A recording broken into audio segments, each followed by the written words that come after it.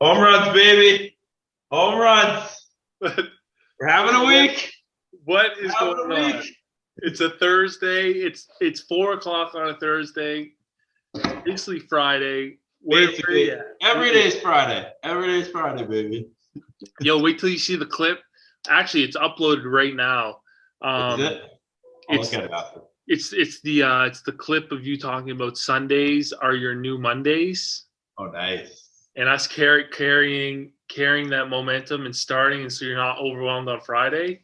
Yeah. Yeah, how you feeling? How you feeling today? Where did the bat come from? Dude, it's actually signed by a guy named Russ Adams. He was number 8 for the Blue Jays for like 2 years back in like the early 2000s. So Right. I had to move my dad out of his place and shit. So I was like, it's actually my bat from way back when. And I was like, dude, this place, I don't want to put this in storage, so I'm just gonna take it to the office. And like literally, Tristan, I just walk around like this, just fucking, what do we got going on? Fucking home runs. That's it. So it's like my golf club, but it's like a bat.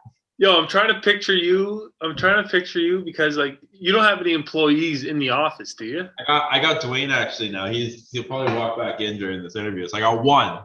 Okay, so now you can start kind of keeping an eye on. Oh no.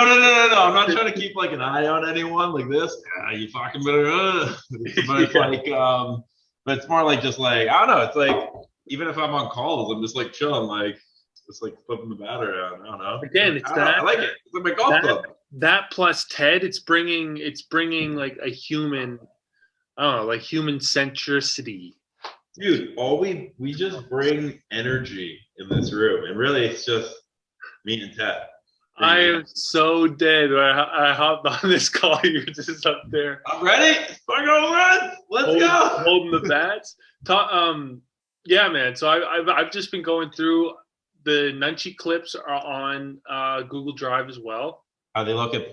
Man, it's great. Like from my perspective, when we were recording that, for one, I've never met them before. Right. I wasn't familiar with their company whatsoever. Yep. And so it was like that was the ultimate challenge for me to try to like direct the conversation with people who don't really know me, don't know what we're doing here, have no idea. And then so obviously I think I had like the nerves and stuff of like, oh, is this going in the direction? Like, am I going to be able to use this? And as I was going through, I was like, immediately I found 3 key themes of like, okay, this is like about Nunchi. It's a Yolanda about customer service and understanding the human story side of things, and then have like the relationship, like the dynamic between Nunchi and Greencube. Like it was just bang, bang, bang. I was like, this is gold. Wait, you found that in the call? That's right. Going on. I noticed. I was like, it started off like this, and I'm like, we threw Tristan the deep end, but like we're gonna find our way. I was like I did not help you at all. I was a statue. I was like, but it was good. It was good because. Wait, you know what? Like I knew when you hit that moment. So I was like, wow, this feels really good. It was great, and it gave. Yeah, I think they turned out really, really well. Awesome. What was the conversation like when you brought up the idea of doing this? So everyone was like, can you send me they were like, Leon was like, can you send us some examples of like GC weeklies in the past? Like what is, everyone thinks like, it's funny, right? Like everyone goes like, oh, it's shit. It's a testimonial, or it's like a video, or it's something, or it's like, we're filming something about our company. We have to be super professional, right? Right. And I was like, we never done one of these before. And I was like, man, it's all about but the conversations, the stories, the people behind the product. That's yeah. It was just like, guys, like here it is, but like honestly, I'm just gonna let's let it run. Let's see how it goes. And everyone's going to be different. Everyone's going to take it in a different direction. Like yeah. And it's funny, like it's like these are so effortless. Like Stay Hot's so effortless now because we're 2 people that understand the value that can come from conversations like this. But I think like you're going to have different people that, for one, maybe aren't as extroverted, 2, don't like talking about themselves. Like in like I've had conversations or interviews or like podcast episodes with people who don't like just take it as an interview and like remember getting interviewed by like the newspaper at Leiden University. Like they'd ask you like a question answer, and there was never any flow to it. No. It's like it's on part of the communicator to like recognize that and try to like help. Like for me, I don't have to do anything on Stay Hot because you carry a conversation better than anyone I know. I think you carry a conversation better than anyone I know. That's what I'm here for. That's what I'm here for. I know. You know? But it's like, it's funny, right? Like, I think, and just to wrap up Nunchi, right? Like, Yolana sent me a message after it. She went, like, wow, I was so nervous at the start. But then she's like, that was a lot of fun. Nice. Email, right? I'll send you that so you have it. But, nice. Like, I was like, yeah, like, why can't work be fun? Why can't business be fun? I always say, like, why can't sales be fun? Sales is stressful. But I've been saying sales is fun like probably 3 months ago. Probably not. But like, okay, I need you to unpack that for me. Take me 3 months ago where you were and what your relationship was with sales. Right. So I don't know. I think sales is funny, right? Like we were also selling something that maybe was, again, we weren't the backbone. Remember we talked about the backbone last time? MVP of the MVP. Yeah. Right. The MVP of the MVP becoming the MVP, right? It's like you're constantly growing that. I think sales is tough when you're not selling from the core, like your core self, your genuinity. Like I'm a big genuinity person. I can now like genuinely tell someone, hey, we're going to get you this. I know for a fact we're going to get you this. Trust me, trust you, we're going to do it. Back in like 3 months ago, I was like, we're going to get you this, which I was saying genuine about it, but we had instances where we might not have hit that mark, or we might not have gotten there, or from a performance side, or you know what, from an expectation side, we didn't know what a client really wanted, right? So we had to learn the other side of the whole process on client expectations, how they perceive value, how they quantify value, right? And then you take all those learnings and you say, well, on the next sales call, like 2 months later, like, well, I know all you care about is book presentations in your calendar with quality leads that generate ROI. I know for a fact that's what you care about. Guess what? I'm gonna get you 10 of those a month. Well, if I get you 10 of them, do you think how many think you could close? They go, well, listen, Troy, and they go, Troy, if you get me 10 of them, I'm gonna fucking knock down 9, right? Like that's what it comes down to, right? Mm-hmm. So it's all about like, again, once you get the backbone, you know you can hit the value and create that value for every single client. Yeah. Then sales just becomes a conversation, right? And so now sales is literally a conversation about, okay, I know you're in pain. I know you're doing this. Listen, gals and boys, like this is where we can take it. This is where I think this can go. And hey, let's do it for this long. And guess what? I want to be selfish and I want to negotiate a bigger contract with you probably after that time period. But guess what? You're going to turn around to me, Tristan. And you're going to know 3 months from now that, fuck, I really like Greencube. I like what Troy does. I like what their company does, and I want to have a longer-term relationship with this guy. 100%. It's like we got a date, Tristan. It's like dating. Dude, we got a date. Listen, I'm not gonna be your boy. I'm not gonna engage you on day one, right? But guess what? Hey, you know what? We can date for a few months. You get to know me. I get to know you. By the end of this, hey, maybe we just fall in love right as opposed to right? Like that's what it comes down to. Like, and that's what it is. It's like, I think people when you hear sales, you think of like transaction, right? Yeah. Like what are you gonna give me? It's always and that's why the used car salesman is like, right. Like I got this, but like what are you gonna give me versus what you just described? It's like, no, I'm here to serve you. I want to provide you value. Yeah. It's like having that conversation to identify what I can solve for. You brought that up too. Right. And it's also like, hey, I can provide you value, but I know I'm going to provide you value. Like you want this, baby. Yes. You want this. You want this 3-month relationship. We're going to date. I'm going to take you dancing. We're dancing. We're going to karaoke. We're going to patio. Like it's literally you're nurturing them, right? And I'm gonna give you everything I got in those 3 months. And by the end of the 3 months, we're gonna be perfect. Yeah, and I think what you also brought up during that conversation was, you know, the difficulty of getting that first client versus the 50th client.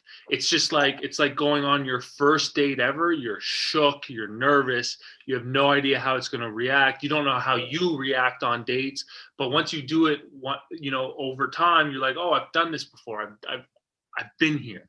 My first date ever, I think I bailed. Really? I think I got too scared.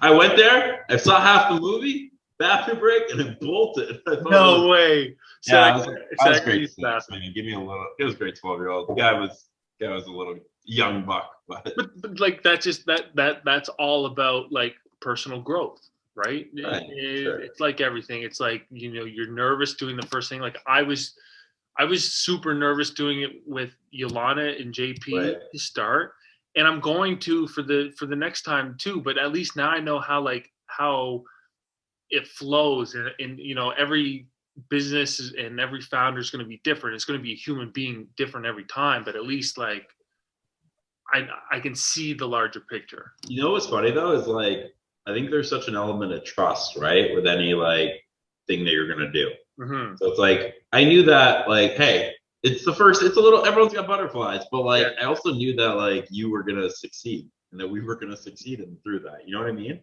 It's just like, I was like, I know there's gonna be some pain points, but it's almost like I know I trust Tristan. I could throw that guy in the deep end. He's gonna swim. He swam.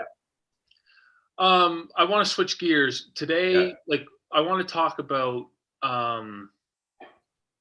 like your energy and stuff. So like this morning I saw you at the office at like 4:00, right? Like you were up super early at the office. Like, talk to me, like what's your relationship with sleep, with like the whole, you know, I watch our CEO at Athlete Tech Group staying up till 3 a.m. doing, you know, sending emails, research, sending files, like up and up and up and up. And then they're there at 9 a.m. for our meeting. Like, are you a nap guy? Like, what do you think about productivity? What do you think about like rest? Like, where's that world? Where do you live within that world? That's funny, right? Like, I was talking to Dwayne actually about this. Dwayne's here now, he's in the room, but he's like, "Fuck, dude, you were sending messages at like 4 a.m. You were sending messages at like 5 a.m. this morning." Like, I saw you get offline at like 11 o'clock last night. Like, what the hell? I said, and then Dwayne goes like, "You have a stupid work ethic," and I said, "Nah, I was passionate." Oh, as I hit the table with that, I'm just passionate. Right. Like, really just passionate, right? And it's like, I'm passionate about this business. I'm passionate about growing myself, which we talked about how that was like a 10-month, 12-month, it's still a journey, but like 15-month journey of awakening. And I'm passionate about Dwayne. I'm passionate about my sales team, my tech team, my operations. It's all about passion, man. You wake up and again, it's like, I sleep when I need to sleep. Right? Yeah, and I always used to think of like people that, you know, those friends that you have growing up that can sleep 3 hours and they're fine. Mm-hmm. There's always that one person that you know. And then I think that's more of a biological thing. But like, I think actually you just learn for yourself a mindset where, yeah, I'm tired, but like, man, I got a really good idea right now. I'm just gonna write that down. I'm gonna give my team that value. Yeah. Right?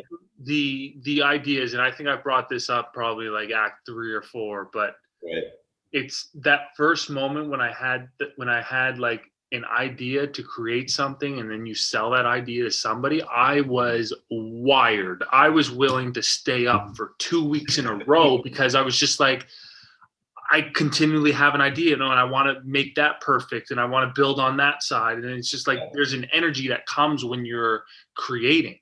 Sales is super infectious, I find, right? Like, it's especially when you created it and you know it works. It's like, you created, like, I remember you were talking about, it was a Black Lives Matter thing. Yeah. Right? But it was something that you were super passionate about because of the people that you played basketball with, the people that you met, right? And I think you were passionate about that, right? And all of a sudden someone goes, "I back you, Tristan. I back that." Yeah. And you go, "Oh, wow." It's like infectious, right? And so like now I'm like, the Greencube, and ultimately why we brought in Dwayne too. Like, we have the backbone. I'm passionate about this. Now it's like, how many people can I give Greencube to? Right. But it's not like and that's sales. Like, everyone's like on the next one, but it's like, man, I know this is valuable for you. I know this is valuable for you. You can take, dude, we're gonna kill this for you. I want to help you. You. I just want to help you, man. There's something there. There's something there because like the way you just described that isn't transactional. The way you described that was like, I think that we have something so great that it could benefit you in a way that you have no idea. Yeah, and do I put my own like maybe salesy like spin on it? Sure, but it's also that's just my personality, right? Like I'm just a very like energetic, extroverted, go like very high energy person. And but now I channel. So I used to channel high energy and be full of shit. Now I'm high energy and speak for genuinity. And fuck, dude, it's powerful. So sales. So there's that iconic scene in Wolf of Wall Street. You brought up Wolf of Wall Street before. It's like, sell me this pen. I was watching this the other day. Yeah, sell me this pen. And it's like, what? You need to write something down. And it's like, oh, yeah. So like, how did take my name down or whatever? Yeah, supply and demand. Do you remember the first time seeing that scene and like did that scene confuse you of like I don't understand why he's like sell me this pen? Aren't there pens everywhere? So I'll tell you. So let me tell you the scene about Wolf of Wall Street that gets me. Okay, gets me. So that was a good scene. I went, oh, that's really clever. It's a good car salesman tactic, which is ultimately who that whole group of people were. Right. You know the scene that got me though? So when he comes back and he's like, it's a famous scene where he's like, I'm not fucking leaving, right? Yes. But the speech of I'm not fucking leaving. Everyone go back and watch that. That is actually him. He talks about like this woman that he like brought on that was like a single mom, like trading, and like she came to him and she said like, I'm gonna kill this for you, Jordan. And basically Jordan, then he asked her like, what did I do for you? Right. Because she was short like 2 months rent or whatever on her, and she had a kid. And she goes, you wrote me a check for $25,000. And he said, why did I do that? And he was like very genuine in combat. And he goes, because I believed in you. That's it. That section right there is totally left out of Wolf of Wall Street, but that is like my favorite scene. Do you think that stands out to you because you're a co-founder of a company and so you understand what it's like to see employees versus someone just watching that for entertainment so that would just kind of they wouldn't resonate with that moment?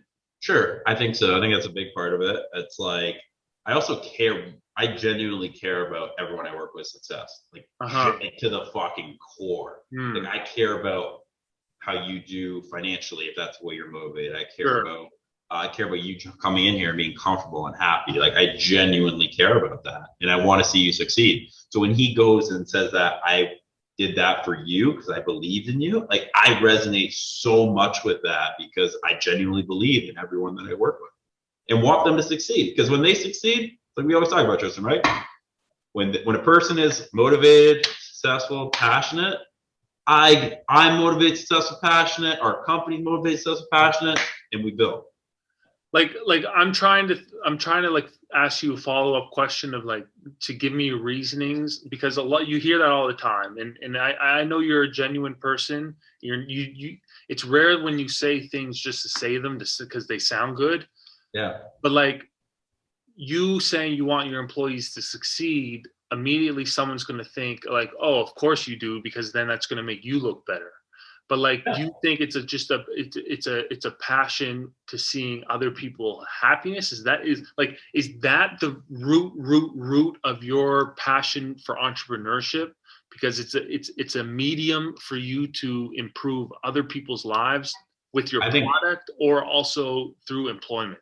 I think that's a good theme. I think it's a really good theme. Also, I think it's more than that, man. Like if you're like everyone that works here, I think I'm friends with. Yeah. It's some of them are painful relationships, and we go head to head and we butt heads. I'll probably butt heads with Dwayne, even though I think we're boys and we've never met.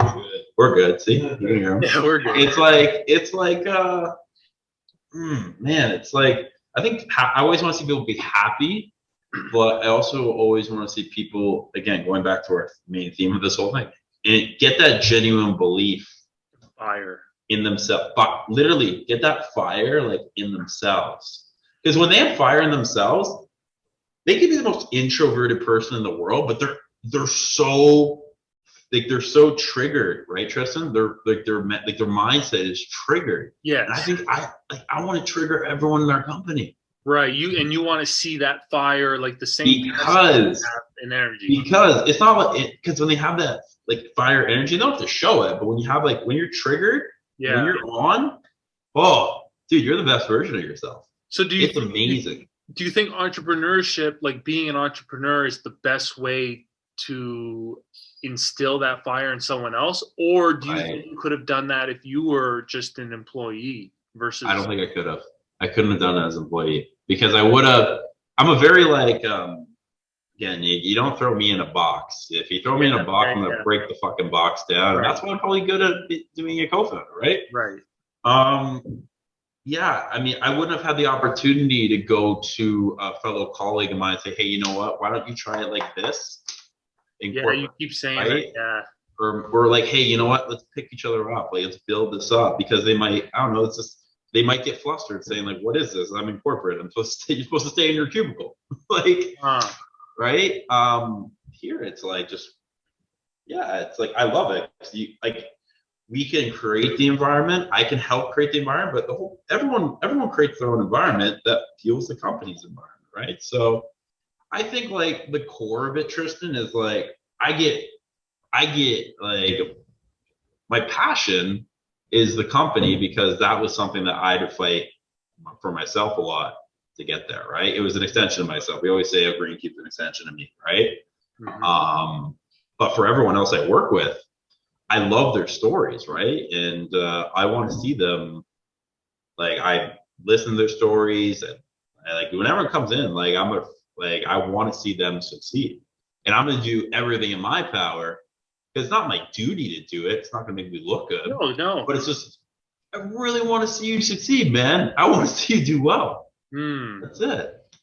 Yeah, I like that. That sounds like it's the right way to do what you're doing because like so many employees hate their bosses and so many people are like screw this guy, he's an asshole, and like I don't want to work for him, and I'm just gonna pretend like I'm just gonna move my mouse. Like I saw a TikTok or some girl set up a fan and had like a thing just moving while she's out in the back like on the pool and just like like if you're genuinely nice to people who are working for you, then it's not also like for you. It's also like we're not hiring anyone that we don't think is going to come in and perform and ultimately have that I can't work with to fuel. It's working. Like, the reason why Dwayne's here is because I literally was on the call. I'm like, yo, that's my fucking guy. Right there. I was like, dude, literally, it's like that's my fucking guy.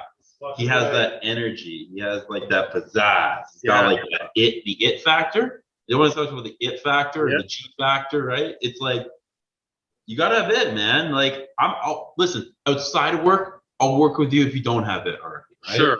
When you come, but now that it's like we got dollars and cents. We're bringing the family. Since we're bringing it, I'll be your friend outside of work. Sure. But like when you come work with us, you're part of your family, and we're gonna absolutely ride or die and like till death, man. Well, mostly to prosperity because that's the only direction we're going deep. But that's it. I that matters, and like I think that, like that whole last 7 minutes is just like that's going to be a nice clip for you to look back on when the company grows to 150 employees, and you're like, oh damn, like I remember going through this growth stage of hiring. It's just like I'm glad I made this a priority because now look at us.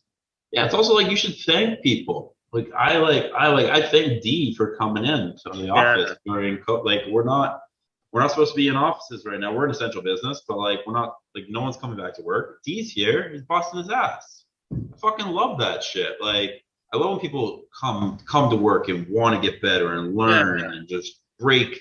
Like show that. That's passion, man. And it's because like they're now sharing your like same passion. They're helping you grow your passion like that. Yeah, and like my motivation, like obviously we have all of monetary motivations, like, but like I want to hear your motivation from you. Sure. And I want to do everything I can to make sure. I want to hear your goals from you, and I want to do everything I can to help you achieve those goals. And then guess what? we're gonna fucking blow those goals out of water, and we're gonna get 100 more goals. Like that's it. Fuck, man. Okay, so talk. I'm curious to know about like your personal, or no, like your company's goal setting. Like, do you guys have meetings every month, every week, and say, hey, this is our objectives. We missed this one last week. Like how do you manage goal setting within Greencube? We haven't talked about misses yet, which is kind of interesting because we've missed a lot. You missed a lot when you started up. You always miss. It's funny. We're talking about misses. Maybe I think me and the partners have, but they usually direct it at me, saying you missed, Troy. And but they know when they say you missed, I'm grabbing that fucking puck, I'll wrap it down, I'm gonna fucking score eventually. So now we're scoring, right? That's my personality, right? And so I think you need to have the way you set goals for different people in your company, because they're different personalities, right? And ultimately different people. The teams you set for the tech goals and the way you deal with the tech team, totally different than the way you deal with the absolute nail gun of a sales team, right? Yeah. Like, so you have to set goals for different people.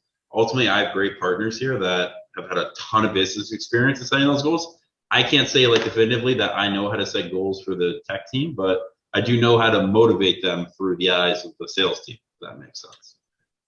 Yeah, but it makes sense on the surface level, but what do you mean like on a day-to-day? So like you understanding their objectives, and now you can kind of manage your sales team to work coincide with. Yeah, I think because as a co-founder, and you're not just doing sales, right? Because you're so invested in the company's well-being as a whole. Because ultimately, as a salesperson, I want to be invested in the product all the fucking time, because when I invest in the product's great. It makes my job on sales so much fucking easier, right? Right. So I'm always gonna be invested in the product. I'm always gonna be tweaking and making it better. But what I tell my sales team, our sales team, right?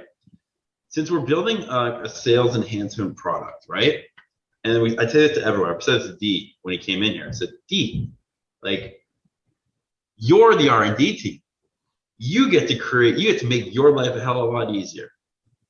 How do you get to make that hell of a lot easier? Because we have a product that's trying to make sales easy, right? So anything that you're feeling, pain point here that you can solve and begin to try to compute and solve, maybe through AI, data science, maybe through digitally, stuff you see. We want that info, we want those ideas, because we're going to plug that into the product. And when we plug those ideas in the product, your pain points as one salesman is definitely the pain points of another 1,000 salespeople, right? And guess what?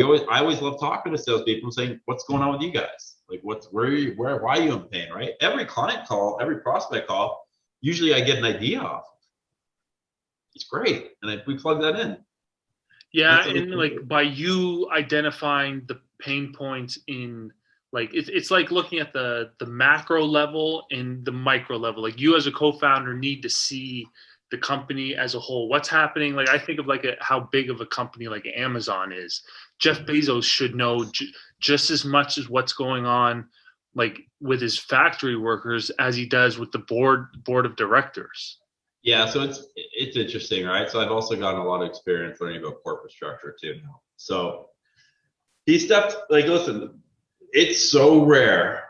It is so rare for a co-founder to then become a CEO. It's different. So people, it's a big difference, right? People don't know this, or like think, oh, he's a co-founder, he's a CEO. No, no, it's different. So a CEO, public markets especially, you're basically a politician, if that makes sense. But you have to but not saying that, like, CEOs in public markets, that's an own skill set of itself. Like, I was talking to partners like a while ago saying, hey, I want to be the CEO of this company. He said, he literally told me, Troy, you're not a CEO today. Imagine hearing that at like 25, 24. You're not a CEO. Well, I'm saying, well, I'm doing all the CEO things. And they go, yeah, you're doing the CEO things for a startup of like 8 employees. Right. Imagine being the CEO of a company that's 1,000, 10,000, 100,000 employees. Difference, right? Usually, and they said, like, also when you're CEO, you're locked into a situation for a long time, and you expect to be with that company for a long time. And knowing you have a lot of ideas and aspirations, and right. Ultimately, like, Greencube yeah, hey, never looking forward to see where this goes, but we ultimately have a plan. Let's see if that plan transpires. But again, like, I don't want to be stuck. I don't want to be stuck in a situation that I'm not happy because of a share structure, because I'm in this role, right?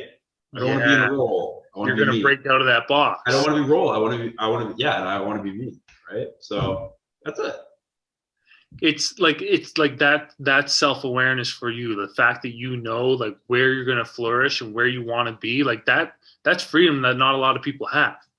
Right. But you also, like, you don't understand though, like, if they told me like you're not a CEO, I'm also gonna do everything I can to become that fucking person. Like, like that's the thing, right? It's like I'm also just very competitive, resilient, but like super competitive. But competitive for me, not competitive against anyone else. Yeah. And that made a big difference, right? So everyone goes like, I'm competing against that person, I'm competing against that person. Well, no, D's gonna probably outsell me by like 100 times this year. Oh shit. You will. You probably will, right? But like, I'm still gonna get better. I'm really competitive with me. That's you. Like, ultimately, that's me though. Yeah. That's so like, I think everyone has to be competitive with themselves. If that makes sense. And I, personally, I prefer that self competition versus me versus you. Like, right. I don't know where the me versus you is beneficial in any sense, because like all it does, it just causes you to bring out negative energy and emotion towards another person. It's really funny though, right? Like, I am competitive with people. Facts. I'm very competitive with people, right? But what I realized was, mentality-wise, this is really weird, right? I realized mentality-wise that when I was competitive with people, I lost. I lose, right? But when I'm competitive with myself, oh, you can't touch me, baby. You can't touch it. It's like, literally, you can't touch me. And I am just, you're at a level that, sure, maybe you don't make as much money as a person, but guess what? You can't touch that. You can't touch me, because I'm going to keep getting better. It's ridiculous. And I don't care about you. Like, I literally don't care about you. Like, I care about you. Like, I hope you do well. If you're a genuine person and you're nice, but like, you can't touch me, man. But you don't care about their performance, because their performance has no effect on your own when you're, because they're friends. They're friends, but they're not in the family. Who's in the family? Exactly. What's the family? Greencube. D's in the family. I care about D's performance. That's right. But like, on a self-development in a personal level, like, you guys are a family within Greencube, but when we're talking about just Troy's self-growth and development as a person, like, whether or not Dwayne becomes like a happier, more fulfilled person, like, that sort of performance isn't going to affect Troy's performance. And so I think back to playing basketball. My least favorite part about basketball was when we would compete against your own teammate in practice, because that would just cause anger, and now it's negative emotion going towards someone that you're supposed to be working together. Yeah. Versus like the self-discipline and the self-competition within you. Like me, that was my favorite part about basketball, because I could go into the gym by myself at 6 a.m. in the morning and put up shots so I can improve my own jump shot. Like, that's a self-discipline. That's a self-competition. It's self and solo, right? But like, you ultimately, again, if you're just shooting the basketball by yourself, you're just playing by yourself, not playing basketball. That's right. But from like without bringing in any other factors or things going on. It feels good to go. It feels good. That's right. And I think I love self-competition a lot more than I do against competition that's me versus you, because I think there's a lot of negative energy that goes into that when you're comparing yourself to someone else. Right. I agree. And I think like, but I think the message behind this is that when you just compete against yourself and you just get better, like, organically, I think how are you going to apply that? Organically, I think you're just going to get better than everyone else. Like that's my mentality, right? Like I don't really care about you. Like hey, hats off to you. Hey, I see you, buddy. But like and I'm competing against myself. I don't know. Maybe it's just my own. I'm lost in my own like stigma of Troy. Who cares, right? I do think if I just compete against myself, eventually I'll be the greatest. And I think you're the type of person that will use that greatness. Once you get to that level, you're going to use that to bring other people up too. Well, my greatness is also not just me. Like, again, you're in the family. I'm always going to bring everyone up, right? That's my personality. But it's also like, I'm going to improve my greatness every day. If you're not trying to improve yourself greatness every day, then why the fuck are you living? Totally agree. Because if D's not improving self greatness, if you're not doing self greatness, like ultimately, then you're like you're not achieving what you can achieve. You're constantly trying to achieve, like, be better every day. That shit will put you in a fucking grave. But guess what? Like, you're gonna leave at your peak. You just got better every day. Or leaving on your way to your peak. You know, it's just like, sure, you leave the afterlife. You go to heaven. You leave the peak. You go to the peak of the peak. I do think like that's always been something in the back of my mind that I've never been able to communicate in a way that like. Right. That makes it completely clear the way I feel about it. And I don't even think I did a good enough job here, but it's the first time I've kind of tried to unscramble the idea of competition, self-competition and competition versus me versus you. Yeah. And I think like, honestly, I think people bring out like more stuff to fuel self, but so there you go. Here we go. So drop it on me. Yeah. So you need people, people, competition. But you can go out with that competition or you can go in. If that makes sense, right? Ooh. Think about that. So you can go out to people. You can go, hey, that person might tell you you fucking suck, you suck this, like that. You can go, I'm going to go out and I'm going to prove you wrong. You go out. But why don't you just prove yourself right? Oh, buddy. There it is, right? Good. There it is, right? Don't go out to prove them wrong. Go in to prove you right. It's just like when you get your heart broken or you get failure. It's like you feel energy in all of those moments when you feel pain, when you feel sadness, happiness. It's all energy.